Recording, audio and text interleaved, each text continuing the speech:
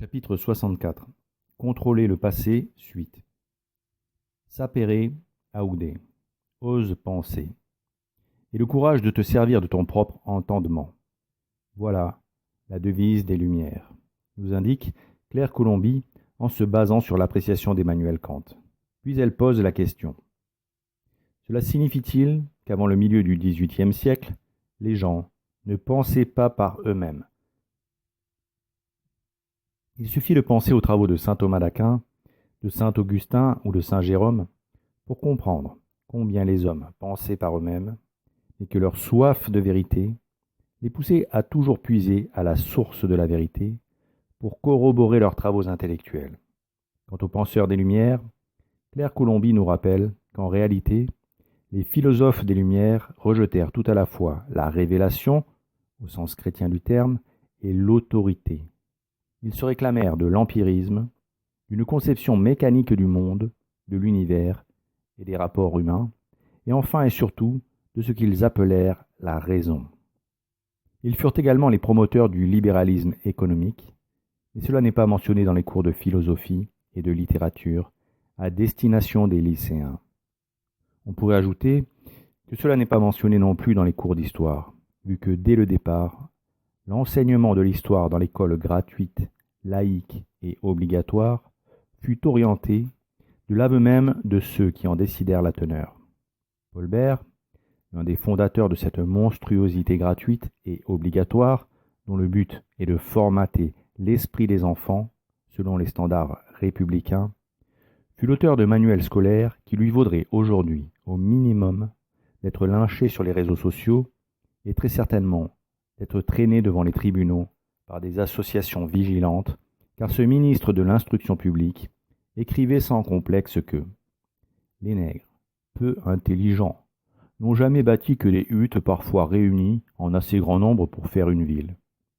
Ils n'ont point d'industrie, la culture de la terre est chez eux au maximum de simplicité. Ce ne sont pas cependant les derniers des hommes. Il faut mettre après eux, comme intelligence, les petites races d'hommes qui habitent les régions les plus inaccessibles de l'Afrique. Bien au-dessus du nègre, nous élèverons l'homme à peau jaunâtre. Il a fondé de grands empires, créé une civilisation fort avancée. Mais tout cela semble de nos jours tomber en décadence. Mais la race intelligente entre toutes, celle qui envahit et tente à détruire ou à subjuguer les autres, c'est celle à laquelle nous appartenons, c'est la race blanche. Ces affirmations racistes, écrites sous la plume d'un médecin, émanaient de la théorie de l'évolution des espèces, qui rapprochait à l'époque les Africains du singe, en leur prêtant un degré de parenté avec ces primates plus resserré que celui des hommes blancs de peau. On parla même de chaînon manquant, thèse bien pratique pour justifier la politique colonialiste de la Troisième République. C'était à une époque où en Europe, et notamment en France, des zoos humains exposaient les prétendus sauvages pour montrer en public combien il était justifié de leur apporter la civilisation. Les États-Unis d'Amérique, phare de la démocratie, sortaient juste de l'esclavage, sans pour autant avoir supprimé les ségrégations ethniques extrêmement fortes.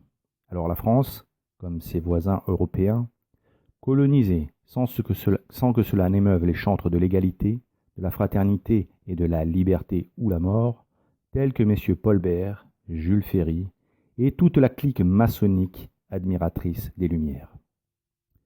Ces hommes trouvaient inadmissible et dangereux pour la nation que des catholiques puissent enseigner aux enfants. Sans doute craignait-il de les entendre dire que tous les hommes descendent des mêmes parents, qu'ils sont tous appelés à devenir les fils de Dieu, qu'ils sont tenus de s'aimer les uns les autres et qu'ils ont des devoirs envers Dieu et envers le prochain.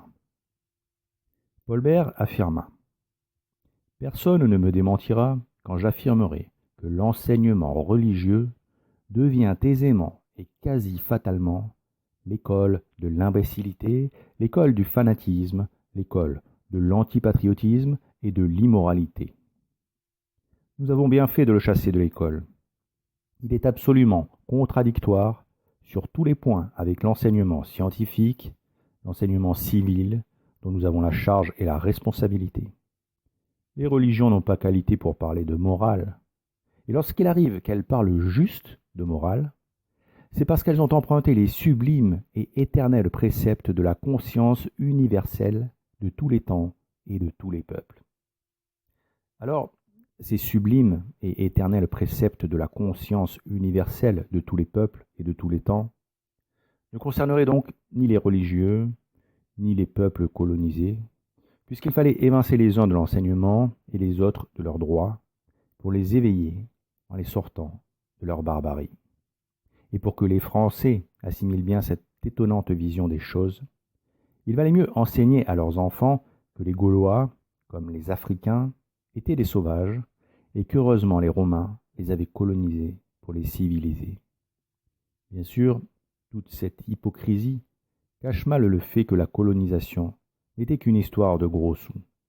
Les colonies portaient en elles un tel potentiel de richesse qu'il justifiait, selon nos beaux républicains, de spoiler les autochtones au lieu de les aider, comme l'auraient fait de vrais dirigeants chrétiens, c'est-à-dire des dirigeants se préoccupant avant tout de l'avenir éternel des âmes.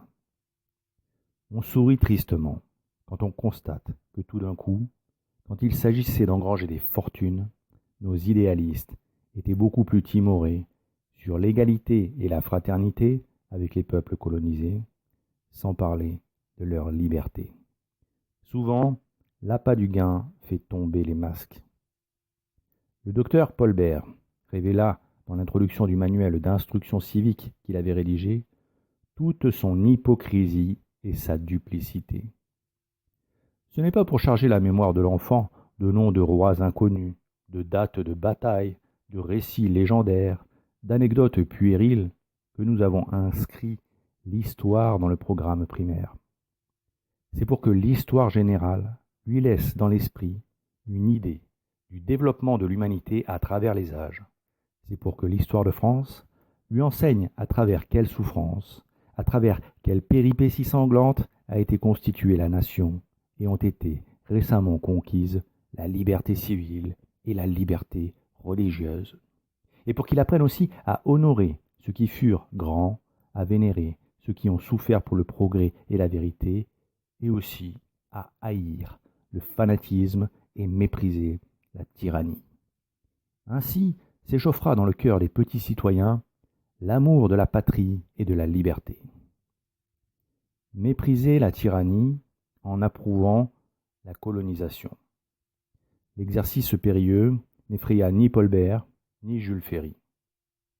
Ils allaient apporter les lumières aux sauvages, en les dépouillant en contrepartie de leurs âmes, comme ils le faisaient déjà aux sauvageons de nos provinces, qu'ils dépouillaient de leur langue régionale et de l'âme de leur terroir pour en faire des patriotes prêts à tomber sous la mitraille. L'école obligatoire, gratuite et laïque devait propager les mensonges des Lumières et de la Révolution française. Et comme Claire Colomby le souligne, pour qu'il y ait lumière, il avait fallu qu'il y ait obscurité. Pour que le changement apparaisse comme nécessaire, il avait fallu condamner les abus et les anciennes pratiques. On les tourna en ridicule. On les appela archaïsmes, et on inventa un passé triste, inefficace, injuste, violent et sombre.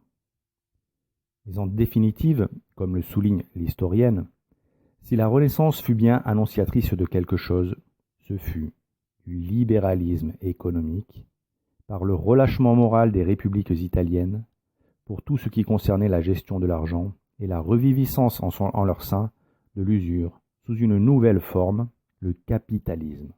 Sans doute est-ce là ce que les rationalistes, les physiocrates, les protestants primo-testamentaires et les historiens du XIXe siècle appelèrent le progrès. Après tout, la prime d'assurance, la lettre de change, les compagnies, premières multinationales, les banques publiques et la différenciation des coûts de fret bouleversèrent bien plus profondément le monde que la peinture ou la littérature. Toutes ces pratiques commerciales étaient inconnues de l'Europe médiévale qui tirait de la terre sa richesse. Il faut ressusciter la pensée antique pour justifier l'esclavage et glorifier Rome, la grande ville prédatrice.